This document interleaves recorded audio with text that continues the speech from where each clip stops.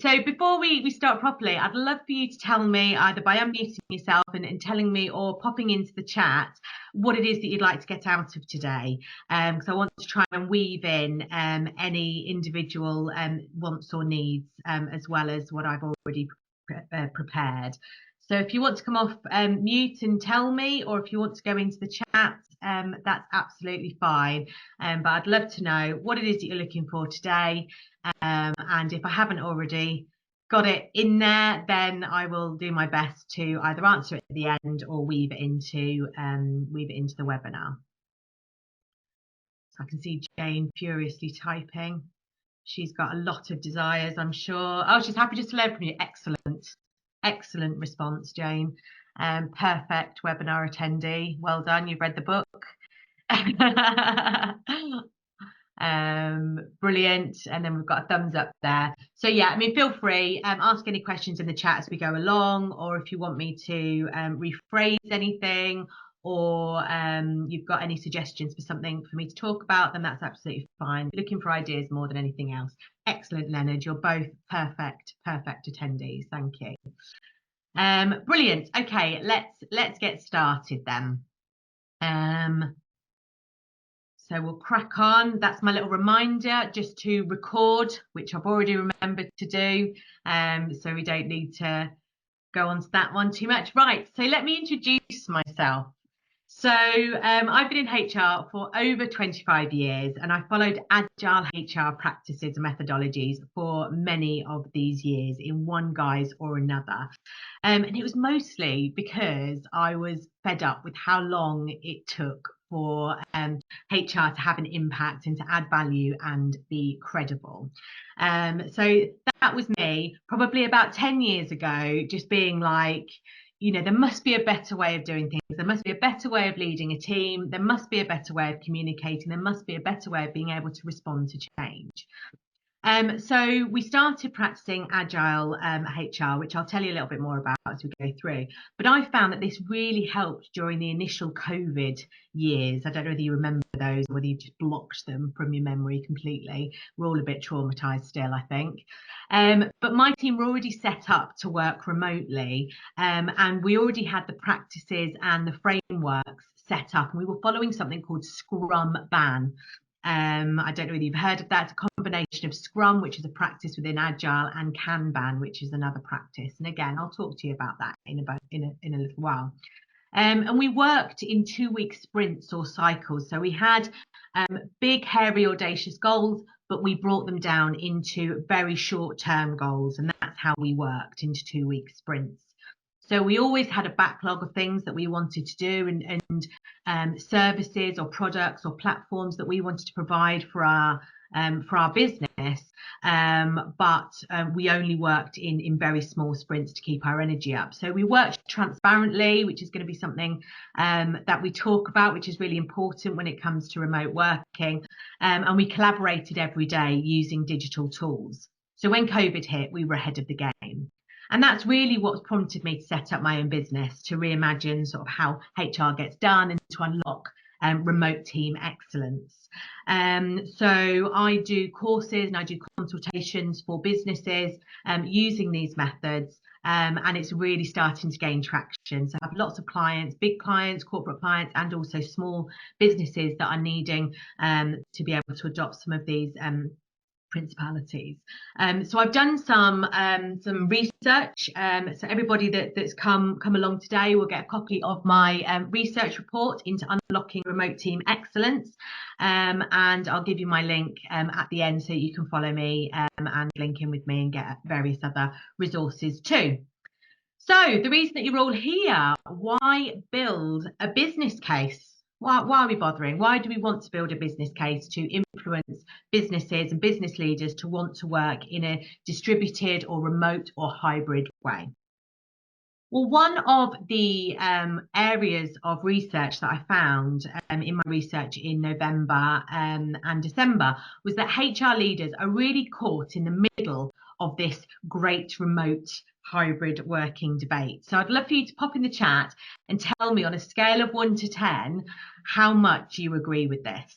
So we've got business leaders, by which I mean sort of senior management teams, boards, executive teams, whatever, that are probably more likely to be saying, let's get everybody back into the office, let's force that, let's mandate that. And then you've got employees that are going, no, don't want to, can't, or otherwise just aren't really interested. So I'd love to know how much you agree with this. We've got a strong 8 from Leonard. He's straight in, no messing. Jane, absolutely, yep, strong 8. So Stephanie's saying 7, so we're still in the higher end. Have we got any others? Don't worry, it can lag sometimes as well.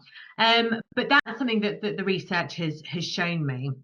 And really, when are we not caught in the middle? We're always caught in the middle of something, aren't we, as HR practitioners? So the extent to which the workplace has, the concept of workplace over the years has really evolved, and the extent to which it has evolved can't really be overstated. There's lots of different models now. So the pandemic and the remarkable advances in collaborative and digital tools and technologies have really disrupted the relationship between work and the workplace. So the onus has kind of shifted to where work gets done, to how work gets done, and that's something that's really important in my business model. So it's kind of changed from the place where we go to more essentially the value of what we do. And employees really, in particular, have really latched on to that. We've got a multi-generational workforce now. I've lost count of all the Gens, Ys, Zs, Alphas, all of those. They're all in there, which is absolutely fantastic in terms of diversity and innovation. But it does mean that lots of people have different ways of working, and as leaders, we have to make sure that we're looking after that. So in Deloitte's 2023 Global Human Capital Trends Report, which is a long title, 78% of surveyed organisations said that they were trying to create a future workplace where workers can thrive by redesigning existing business processes or reimagining the work itself. But we've still got business leaders that aren't really accommodating that, looking into it too much, or really trying to push that into their workforces. There's kind of a trend at the moment for just going back to how it's been done and going back to those comfort days and avoiding change. But in doing that, by pushing for that return to office, business leaders are overlooking the pressure on the talent and on the employees themselves. We've all, I don't need to go into it, I'm sure, but the cost of the commuting, the cost of childcare, and the cost of time, and all of those things, which I'm sure I don't need to go into. So with the research, there are lots of challenges that HR leaders are facing. So it's a really high statistic. 90% of employees that are able to work remotely do want to do that. They want to work remotely or hybrid, and they're really seeing the benefits of being able to work remotely, but perhaps still having in-person interactions from time to time when it is prudent and when it is purposeful and intentional. But then you've also got, sorry to go back, but you've also got, when we were talking about being caught between a rock and a hard place, we've got 90% of employees that want to work remotely or hybrid, but we also have 60% of CEOs that feel that everybody will be back to the office by 2026. So there's a real kind of divide there. It's a bit polarizing. We also have 68% of HR leaders are expressing concerns about EDI gains taking a hit if employees were forced back into physical offices. And there are the more obvious ones. So you have working parents, which is more likely to be women or mothers. But also there are other ones like socio-economic groups, which are disproportionately made up of ethnic minorities. And there's more ethnic minorities in poorer socioeconomic areas. So there's knock-on effects. So when we were able to go remote, there were more opportunities for a much broader range of talent. Again, I won't go into all the details, but working parents, people from a poorer socioeconomic area, LGBTQ as well, and also younger people who perhaps can't afford to live in the big cities where the jobs are. The other challenges are 77% in my research of HR leaders agreed that their leaders simply don't have the tools in their toolbox to lead effectively in a remote or hybrid environment, which is why there is more of this divide and more of this polarity that we're seeing. Another thing that we saw in the research, and let me know what you think. What do you think has not adapted to be able to facilitate disrupted workplaces, which has then led to poor behaviours, which is then leading to lower productivity in some cases? What do you think? What's your best guess? What do you think has not adapted? Because it's a little bit chicken and egg. So we've got this thing that hasn't adapted, which is leading to perhaps poorer behaviours, but then business leaders are then thinking, but it's because we've got these poor behaviours that productivity isn't very high. So what do we think? Are there any guesses in the chat as to what this could be? What do we think has not adapted? And then I'll tell you the percentage, which might shock you. Technology, that is one, Jane. Yeah, absolutely. But for this particular one, it's leadership. So leadership has not adapted. So what happened in COVID times was that they just tried to replicate what they were doing in person, but online. And that's when you'll find lots and lots of meetings, lots and lots of face-to-face virtually interactions, which has caused a high period of burnout. So today's employees have also evolved. So we've got the whole distributed workforce desire from employees, but also today's employees, which is a multi-generational workforce, they want different things than they perhaps wanted before, or perhaps they're voicing them a bit more than they were before. And what they want is that inclusion. They want autonomy, and the businesses want accountability, and we want that too as employees. We want diversity of thought. We want to be surrounded by people that perhaps think differently so that we can really get traction in our innovation. And we also want to be self-organized. So we want to be able to have a bit more control over what it is that we're doing and how we're doing it. And remote and hybrid working can offer that.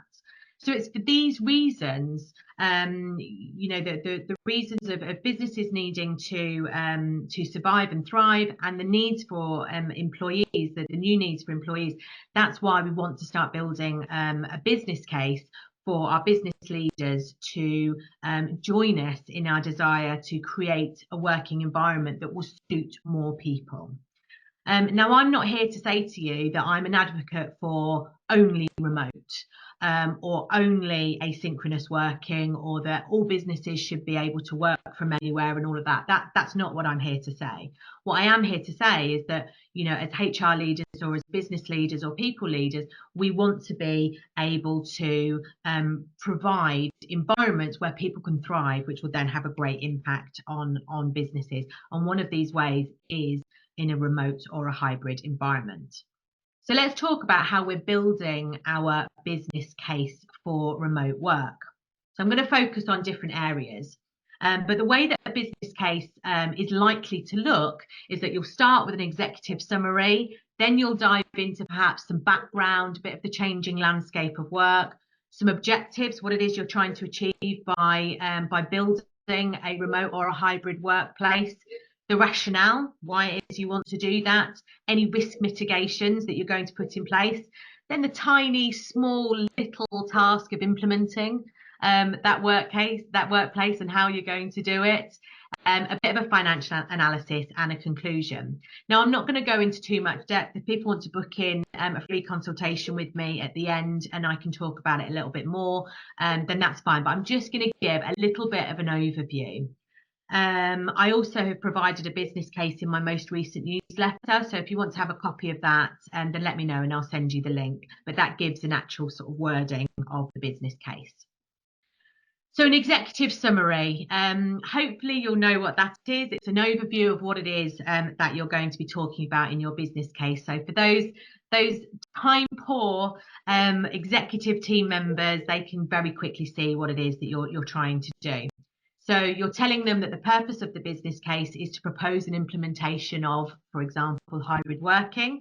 Your objectives are to retain talent, to increase productivity, and to foster a positive work culture. Hopefully, they'll be like, yes, we do want to do that. Yes, that's a good idea. Yeah, we'd love to. And our rationale behind it is that, you know, we obviously want to keep the employees. We want to increase engagement, and also we want to provide some cost savings as well. Big thumbs up from most board members that will then, because you've given that executive summary, they'll want to read a bit more about it. Magic words, those cost savings. So first of all, you might want to talk about the changing landscape of work outside of your own business. You know, what's happening out there in the big wide world. And really, the traditional office is no longer the only option. There's been a big rise in the gig economy and freelancing. A lot of businesses are looking at T-shaped teams where they have people that have a broad knowledge but a specialism, and they'll bring somebody in as a freelancer for that specialism for a project, for example, and then let them loose. So that is gaining traction, and that's becoming a well-adopted business model. There's also been technological advancements that enable seamless remote collaboration. I know when we first started, it was Skype. Does anybody remember Skype? It was very clunky. And now we have lots of different ways of working remotely. So we have, you know, Zoom, which we're on now. I'm just about to start experimenting with something called Butter.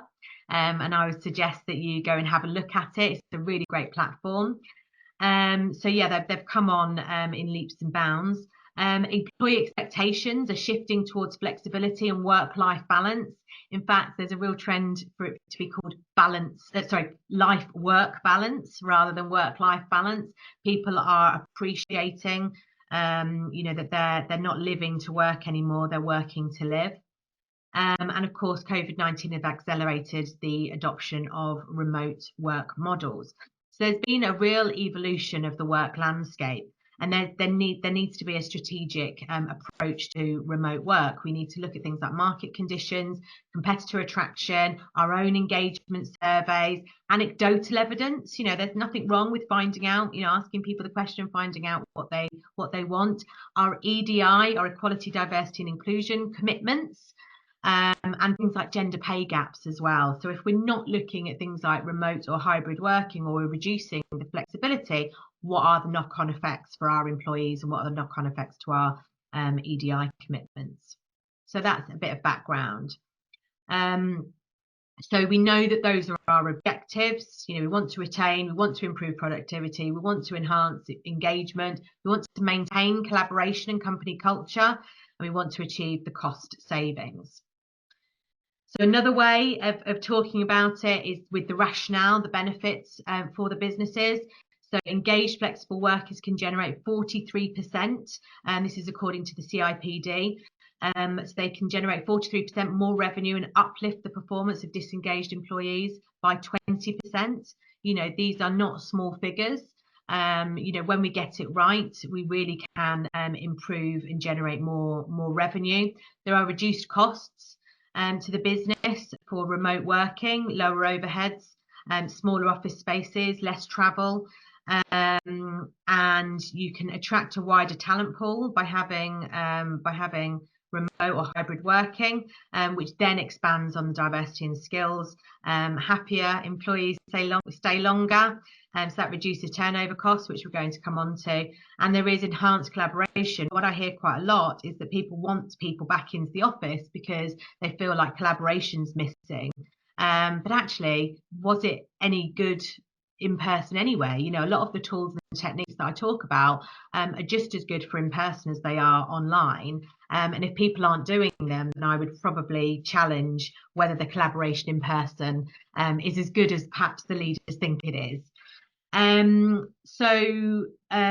Organise some more statistics for you. Organisations that effectively manage the transition to a hybrid work environment and employ sustainable initiatives can boost inclusion by 24%. That's from a recent Gartner survey. 85% of business leaders believe that a diverse and inclusive workforce is crucial to encouraging different perspectives and ideas that drive innovation. Businesses now, more than ever, are having to pivot and innovate in order to survive. So it used to be businesses did it to thrive and to grow. Now businesses are having to do it just to stay afloat. So they need to have a workforce that can adapt to that change. Change really is a constant now. It's something that we need to be embracing. It's not something that happens, a couple of times a year. It's something that's constantly happening. So we have to make sure that our workforce are prepared and resilient for that. So let's look at the small matter of implementing remote and hybrid working, just a tiny wee thing. But in our business case, we need to talk about how we're going to do that. And of course, I can't talk on behalf of every business. Every business case will look differently depending on the size and the industry and the speed in which you want to do this. But you do need to talk about in your business case how you are going to implement this change, or if you're already working remotely and hybrid, how you're going to make it better in order to keep that model. So there are a few key areas that you need to think about. So you need to think about the roles and the tasks that are suitable for remote working, and we need to be talking to people. What is it that they want to get out of remote working? How do they feel about remote and hybrid working? When is good to come together and when is it better to work separately? What do diaries look like? All of those kinds of things. Then I would advise, now I'm not a fan of policies. I like to treat people as adults, but I do understand that quite often in order to mitigate risk or to make sure that you have clarity, policies can be really valuable. So looking at what those policies look like in terms of things like how and when to work virtually, how to use things like Teams or Slack, when it's appropriate to put your camera on or have your camera off, different ways of communicating and storage and cyber stuff and security and what have you. It's good to have some policies or some guidelines or some clarity around expectations of those. I can't stress this strongly enough, but invest in technology. What often happens with businesses is that they think because they've got Zoom or because they've got Teams, they're sorted. But I would argue that that's not the case. And really, we need to be looking at things like, for example, Teams, how that gets used holistically, virtual whiteboards, which we're going to talk about, all of those kinds of things. So invest in technology. Also offer training and support. It's not enough for today's leaders just to say whatever you were doing, just bring it online. It leads to burnout. It leads to burnout for the leaders who are trying to communicate with everybody all the time, and it leads to burnout for the employees as well, because they haven't got that clarity of mission and they don't understand how to make virtual working work for them in terms of disciplines, in terms of motivation, in terms of how to collaborate well online. And then the last thing is, think about how you're going to monitor and adjust remote and hybrid. It's not a one and done. You don't just roll out remote working and go, right, we've covered everything, off you trot. Keep talking to people. What's working well? What's not working well? Have we dropped a clanger in one of our policies and actually we need to change it? Think about it as an evolution rather than a plan that you're implementing. But you do need to, in the business case, talk about how you're going to implement remote working or make it better for your business. So I've popped on there some of those points ready for if you wanted to download the slides. But I wanted to really focus on two key areas, which is the training and support and the technology. And this is where sort of my area of expertise is. So I might get a little bit excitable, so apologies if I do. But with the training and support, as I've talked about before, the kind of leaders that we have at the moment, being massively generalistic, and from my own experience, we have leaders that are very much, follow me, do what I do. I've been selected as your leader because I'm the best at this. So copy what I do and shadow me, or do it the way that I do it. And I'm saying that as somebody that used to be like that. Probably for a good 10 years of my 25 years of being a leader. And that was how I was. I was always role modeling all the time, and thinking that my way was the best way because it was, I kept getting promoted, so I must be doing everything brilliantly. That's how I used to lead. And then I realized that didn't really work. It didn't work for people that weren't extroverted like I was. It didn't work for people that perhaps had more analytical skills than I did. It didn't work for people that weren't sat next to me. It didn't work for people that didn't know me well. So over the years, I've kind of adapted and adopted a different leadership style, which is much more of a kind of servant leadership style. So I'm here to serve my team. I'm here to unblock. I'm here to make sure that they've got the skills and the tools and the resources and the time to do what they do best. And that suits disrupted workforce better. Having that kind of thought process when it comes to leading. And it means leading transparently. So it means being really transparent about what you're doing, what you're thinking, and how you're thinking about things. But it also means leading with transparency. So that means adopting different tools or different ways of working where it's transparent. People can see the progress. People can see what's happening. People can see what the failures are, where the mistakes are being made, because it helps to build trust and it helps to keep teams on point. And that's really important with remote or distributed teams, because otherwise it can get a bit lost. And we're going to talk in a minute about how we center teams, and it's around a framework. So we need to give this training and support on things like psychological safety, how to make decisions as a team, how to communicate, when to communicate, what to communicate on, being intentional about collaboration. As I was saying before, in-person collaboration is fantastic, but it has to be intentional. It has to be, really making the best use of people's time. Measuring progress, we shouldn't shy away from driving for results, but we should be measuring progress, not things like proximity or how many hours somebody's spending on something. We should be measuring how close we are to achieving our definition of success. And also self-organisation, so providing an environment, whether it's online or offline, for people to get what the mission is, so they can work to their best and they can contribute to how things get done, and they can do things the way that they do it best, which will then have the knock-on effect of helping them be more engaged. So I talk about this a lot, and I use this framework with my teams, and I use this framework with my courses. And I won't go into it all, but it's about empowering leadership. So it's about providing an environment where we deliver results. Let's not shy away from that. But we're also constantly building and reinforcing trust. We're empowering people to be autonomous by combining that with accountability and making sure that's not a dirty word. It's about reflection and providing opportunities for people to reflect. Giving clarity, and also making sure that what you're doing is having an impact.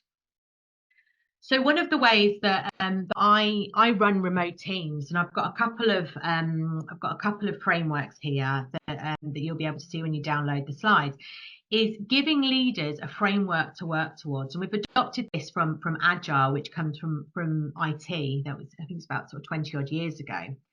And it's about having, big objectives and big missions, or big, hairy, audacious goals, or whatever it is that you want to call it, but then breaking it down into much shorter cycles so that people remain engaged and remain on point and on project and on topic, and, are really knowing what they need to do in order to succeed. So for most businesses and most teams that I run, we usually work in 2-week sprints or 2-week cycles. And what happens is at the beginning of the 2 weeks, we look at what our objectives are. We agree what we can achieve in those 2 weeks. We have already decided how we're going to work as a team and how we're going to raise challenges or conflicts. And then we start the doing. But what happens is every day we have a time boxed 10-minute daily huddle or daily stand up or whatever you want to call it, where people declare whether there's anything that is stopping them from achieving what they've set out to achieve in those 2 weeks. And as a leader, I am then there to help them unblock that. So you always have an assumption that people are cracking on, they're doing what they've committed that they're going to do, but you have that touch point every day where you're giving people the opportunity to let you know if that's not the case. You know, things happen. So we do that every day, and then at the end of the 2 weeks we then reflect back and we say, right, what feedback is there? Did we estimate our time well? Did we overestimate how much we were going to achieve in that 2 weeks, or did we underestimate? Little tip, it's always an overestimation. We celebrate successes and we talk about what's gone really well, and then we have a candid conversation about what we can do better, and we take that knowledge then into the next sprint. So we talk really candidly about behaviours, and we talk really candidly about skill areas and things like that as a team. So we've got people really focusing on what they're delivering as a team. And that really helps for remote working because you've got that transparency. Everybody knows what everybody else is up to. We can help each other when it comes to any of the stuck points or blockages. We're celebrating successes. So you can see we're building a framework for a leader to be, really quite dynamic without being too over-imposing. Often when you have, big intensive one-to-ones, it takes up a lot of time, but it doesn't always yield the results that you want it to, because they're not happening often enough to be able to make the changes quickly. And with remote teams, you can get feedback really quickly, but more importantly, you can implement the improvements that are needed really quickly too. So that's one of the frameworks. I also included on here the same thing, just looks a little bit different. It's a bit more of a traditional one, but it's just sort of showing how you look at what the objectives are, you agree what you're going to do, you do the work, you review it, then you update, and then you go again. And that's a really good model for leaders that are working with distributed teams, because it gives that centre. So we talked about investing in technology. The technology that I use, I'm not fancy pants. I tend to use the ones that are readily available, but I really make them work for me. So I use things like Microsoft Planner, which is a great Kanban approach of people having their own cards, being responsible for their own cards and their own tasks, and they let the team know where they're at as they progress them through the week. You can tag people in, you can chat on them. Other boards that are similar are things like Trello, but if you do use Microsoft, then Microsoft Planner is there as well, and that's free. I also use Miro a lot, which is a virtual whiteboard. There are other ones. Teams has a whiteboard. There's one called Mural. And there are Google Jam as well, I think.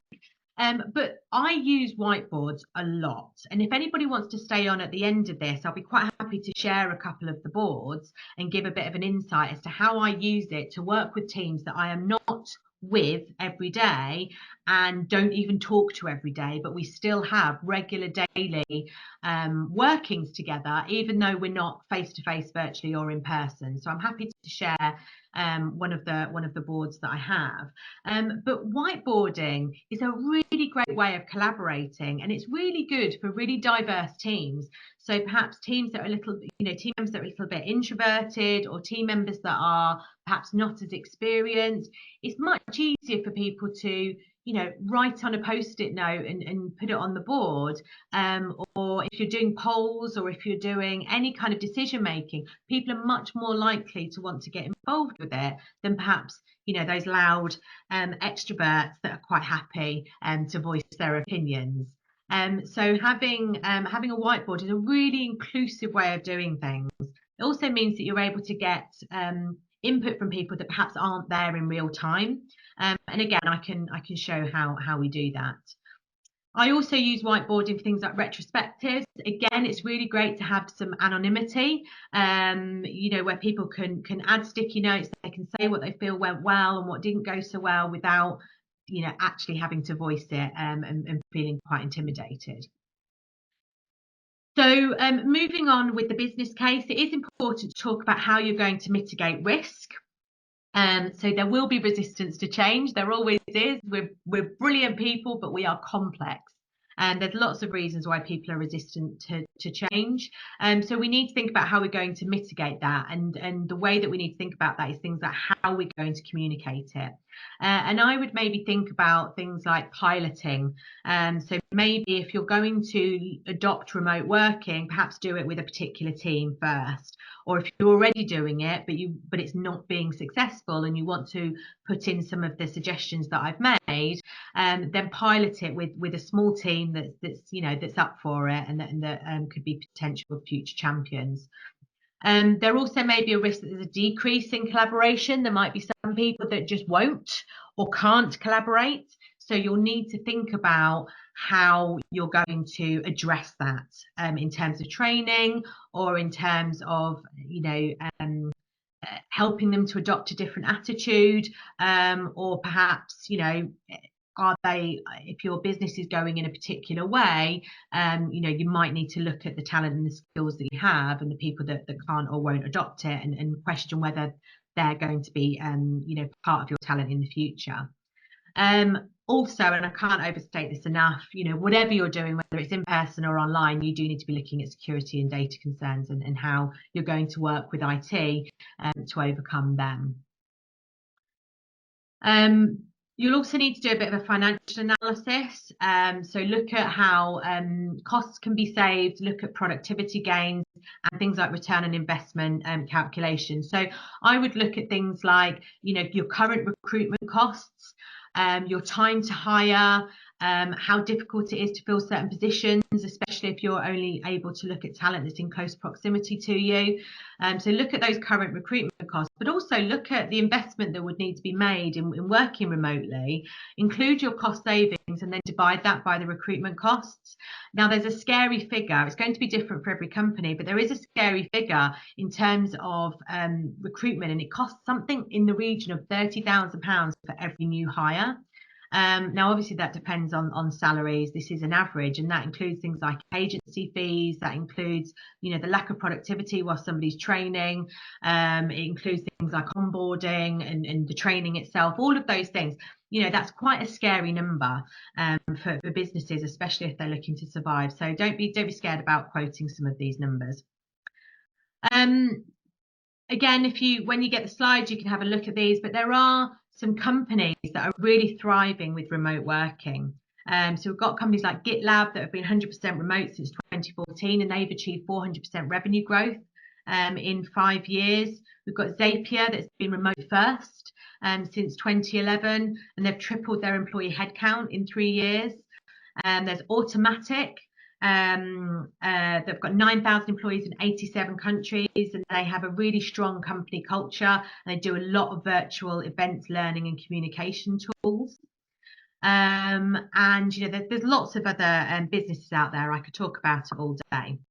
So how can people efficient help businesses like yourselves? Well, we have retained partnerships where we can give guidance, intervention and strategy for leadership teams that are perhaps finding it difficult to balance the needs of the business with keeping employees engaged. So I do a lot of coaching, I lead on a lot of projects, and I do a lot of piloting for businesses. And we always have people-centered solution, and I'm very much about efficiency, engagement and productivity. We also have courses, building empowering leaders of remote teams. I do that in-house. I bespoke it for businesses, and I also do open courses. We've sold out in February. We've got another one in March that's sold out as well, so I'll be opening the doors soon for April. And we do half-day live virtual sessions, as well as some self-paced learning, and I provide resources and exercises. on things like communication, collaboration, clarity, and change. It's really helpful that they all begin with a C. And that's it. So I did say I was going at a fair old clip. Hopefully you've kept up with me. I'd love to get feedback from you. I'm all about feedback. Anything you can tell me that I'm doing well or not so well, then please feel free to let me know. You can hold your phone up to the QR code, but I'm also going to stick a link in the chat as well. So just bear with me while I get that, and then I will open up to questions. Come on, sticky note, why aren't you coming up? Here we go. Wanted to take a bit of time. There we go. So I'm just going to pop that in the chat.